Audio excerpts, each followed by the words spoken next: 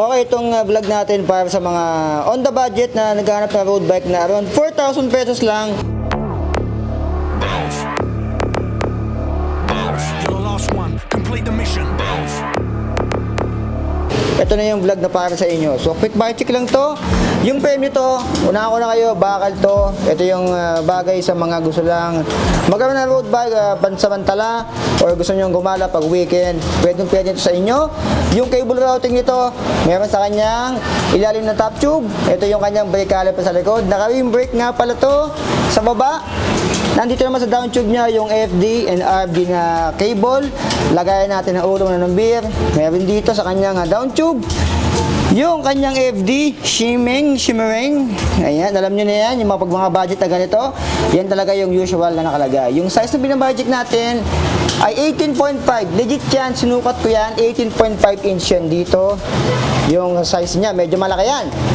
Yung head tube nito ay straight lang siya, budget lang, bihira mga taper sa mga ganitong budget.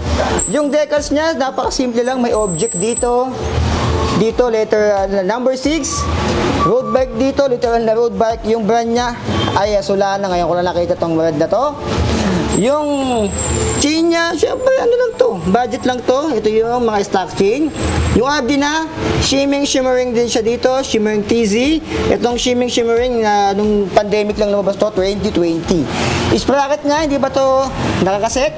Thread type pa to, 28 teeth yung ginamit dito. Yung hubs niya, bakal pa and non-seal bearing yan. Ito is a 32. Sa kanyang rims, ay alloy na rin to. Ayan. Yung size ng gulong niya ay 700 by 23C. Iyan yung 23C, medyo maliit lang siya dyan. And, ito yung rim brake niya. Kung gusto nyo nga palang gawin tong disc brake, merong slot doon. Ayan, yung kanyang lagayan ng disc brake. Pwede naman, naka IS mount. Ready na siya. Sa likod, hindi siya naka-quick release. Yun lang, pero natural to sa mga gantong budget. Dito naman tayo, bakal.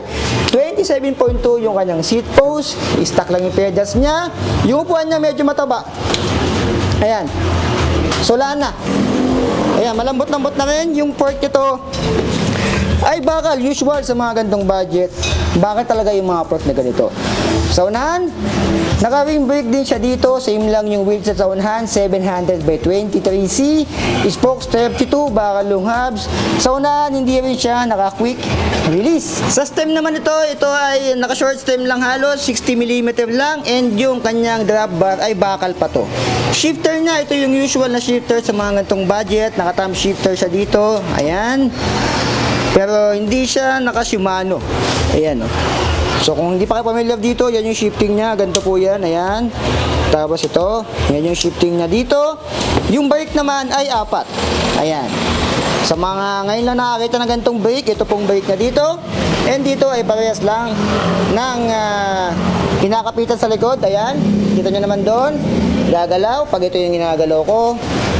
And ito naman ay likod din. Ito naman kabila ay sa harap. Ayan, kita-kita nyo naman pag ginagalaw ko to. Ito ay dito. Ayan. So, 4 na yung brake mo. Pag ikaw pa nabangga, tatanga-tanga ka na. 4 na yan. No? Pag ikaw pa nabangga, na aksidente, wag naman sana, tatanga-tanga ka na dyan. 4 na yan, no? Huwag mo sabihin wala kang brake, 4 yan. Wala kang may dadahilan. Ito naman ay 400 millimeter and manipis lang yung kanyang drop bar dito. Malitabilog lang siya dito. Yan yung brake niya. Siyempre, 4 na yan, hindi lang siya STI syempre. Mas mahal na yan pag ginawa natin STI yan. So kung gusto nyo itong gawing disc brake, pwede rin naman. Sa unahan, sa fork niya, meron din doon nakabang para sa kanyang disc brake. Ayan, sa likod. Meron din naman dito sa likod. So ito nga pala, naka 3x din, para ka lang naka MTB pero naka road bike ka.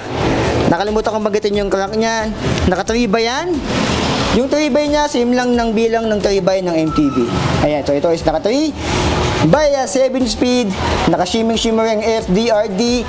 So this brake ready na to. Currently, naka rim brake lang siya ngayon. So ito ay goods na goods sa mga baguhan sa bisikleta, gustong mag-try ng road bike. Dito kayo magsimula, pero kung may budget kayo na mas medyo around 10,000 pesos, napakadami niyan. na mga available na masulit dito, syempre, nagbaga times 2 lang siya. Yung budget na 4,000 pesos around, ay tamang-tama lang dito sa specs na nakalagay sa kanya. Ang saktong presyo niya ay ito, 4,499 pesos. Ayan, 5,000 kapag may freebies. Pero kung wala, ito lang, 4,500. 700 by 23C, 3x7 speed steel. Ayan, steel frame. So, 4,500. Sa ganitong budget, ay pwede na. Pero kung may budget kayo na around 10,000, napakadaming road bike dito. Meron na akong content nun. Eto, napakadami dito. So, meron akong separate vlog niyan sa aking YouTube channel. Napakadami niyan. So, puntahan na lang yung aking Facebook page. So, be it, and sa aking YouTube channel. So, be it, lalabas na yung poging alien nyo. So, napakadami dito. So, sample ito, Aero, PR40, at 9,000, 10,000 pesos. Ayan. Meron pa mas mababa dyan. Siyempre, dito, 899, 9K, 5,500. So, iba-iba. Madami dito available kay Budget Best Cavite. So, yung details ng shop nila ay nandyan sa screen nyo ngayon. So, hindi ko na outroan to, hindi ko na in-introan. Mabilisan na naman to. So be it. I love you. Pero kung gusto nyo mag-home credit, pwede rin naman.